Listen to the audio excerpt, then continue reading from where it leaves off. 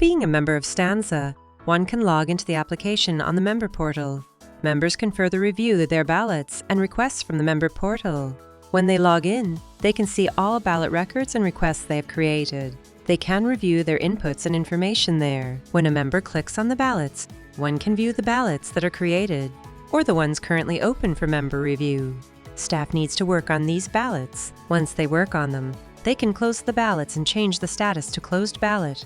After reviewing the closure report, in the ballot details, members can also view the records and the committees that were invited. Members can see the ballot type and whether it is a secret ballot.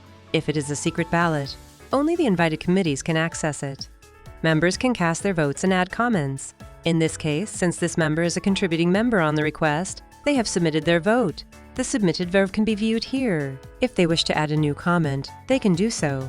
Otherwise, they can view updated comments and replies from staff. Switching to the staff view, staff can see member comments and reply to them. When the staff replies, the comment is marked as unresolved, and the member needs to take action. You can see that it is unresolved. Staff can also view user replies and mark them as resolved if needed.